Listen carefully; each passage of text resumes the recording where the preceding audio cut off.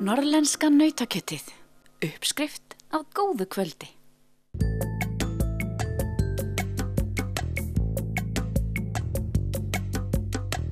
Þetta bærinn Árteigur sem út með Kinnarfjöllum í Suður-Þingeyjarsýslu. Saga túrbínusmíði í Árteigi nær aftur nærri 70 ár þegar Jón Sigurðsson hóf að virkja bæjarlæki með því að smíða litlar rafstöðvar.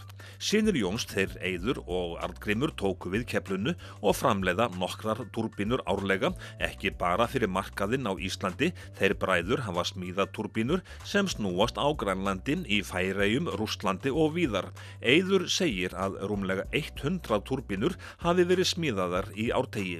Mest þetta bændur í sveitum landsins í gegnum árin og síðan það sumarbústaðareigendur og svo það svona aðilar sem hafa látið framleiða túrbínur til að selja inn á netið.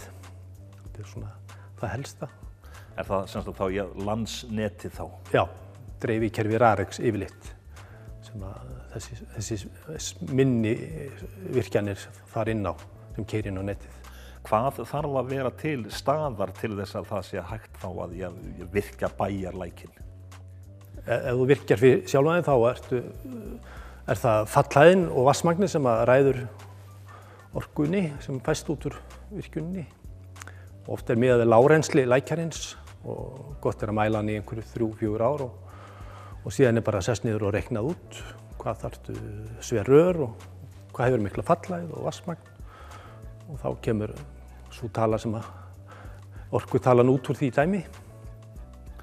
Þá ekki í raun og veru möguleikar út allt land til þess að láta framleiða fyrir sig rafmagn? Jú, það mjög víða og margir staðir sem hægt að virkja. Svona misjafnar stærðir reyndar en það alveg möguleikur á því. Eiður segir að sérsmíða þurfi hverja túrbínu þannig að þær henti algjörlega aðstæðum. En áður en bæjarlækurinn virkjaður þarf að huga vel að öllum undirbúningi. Það bara mjög skynsamlegt að mæla vatnið eins og segja einhver 3-4 ár og þá hægt að fara að hefja undirbúning og sækja leyfi og það sem þarf. Og eins það sem á að keyra inn á dreifikerfi þá þarf náttúrulega að vera 3 fasa lína til staðar svo að það sé mögulegt að keyra inn á. Það eiginlega forsenda fyrir að menn geti selt rafmagn. En þið hafið selt túrbínur til annarra landa en Ísland? Já, við höfum mest verið í Grænlandi, þangað eru komnar 8 vélar frá 1986. Ein fór til Færeyja, ein fór til Rússlands og ein til Ameríku núna á síðasta ári. Hvernig eru aðstæður á Grænlandi til þess að framleiða rafmagn og setja upp túrbínur? Það bara mjög víða ágætis aðstæður. Þetta svolítið breytilegt en þetta svolítið erfitt landslag en þarna eru vatnsföll og stöðuvötn og þar sem hægt að stípla upp og ná rennsli svona yfirleitt allt árið en ekki allstaðar kannski en það bara álitlega aðstæður mjög víða. Eru Grænlendingar áhugasamir að nýta sér þessa tækni? Já, ég held það. Það er fólk sem ég hef haft samskiptið mjög áhugasamt þetta og því það fagnar mjög þegar drepur á dísilvélinni og spara olíu þannig að þetta alveg einboðið fyrir þá sem mögulega geta gert þetta, að gera það.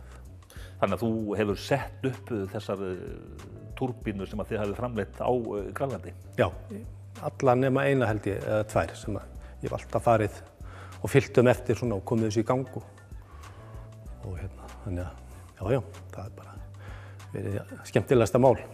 Eiður segir margt þægilegt að starfa með Grænlendingum enda vinskapur á milli þjóðanna. Verkefnastaðan hjá þeim Árteigsbræðurum góð, en hvað með viðhald vélanna? Í mörgum tilfellum gengur það mjög vel. Ef það óhreind í vatninu, sandur eða möl, þá slitna hjólið en flestum tilfellum gengur það mjög vel og það er náttúrulega skipt legur og halda þessu svona smyrja og passa upp á allt en rafalarnir eru orðnir mjög góðir í dag og það er ekki kol lengur eins og voru í gamla daga. Þannig að þeir eru alveg eilífðarvélar í raun og veru. Mikil framþróun í þessu? Já, það er náttúrulega aðallega í stýringatækni. Það er náttúrulega komnar tölvustýringar og appstýringar og álagsstýringar og spennustýringar. Þannig að þetta miklu viðráðanlega heldur en var áður fyrr. Þannig að það er bara mjög góður búnaður til í dag til að stýra þessu. Hvað með ykkur sjálfa hérna? Eru þið stórir raforku framleiðendur? Já, við erum hérna með 2 virkjanir sem keyra inn á netið, dreifikerfi Rarex. Við erum að selja með 1,2 megawatt inn á netið og síðan erum við sjálfur með okkar eigin stöð bara, sem er 150 kilowatt. Þannig að þetta er bara ágætis búbót fyrir okkur hérna og nágrennið. Ykkar framleiðsla er þá töluverð og getur séð meðal þorpi fyrir rafmagni? Já, ég veit ekki alveg hvað stórt byggðarlag þetta myndi duga fyrir, en ég hugsa að við sem að framleiða fyrir alla Suður-Þingeyjarsýslu hérna fyrir utan Húsavík oft á tíðum. Þetta er svolítið misjafnt sko. Hérna. Er þetta spennandi heimur? Já, þetta er bara gaman að standa í þessu. Já.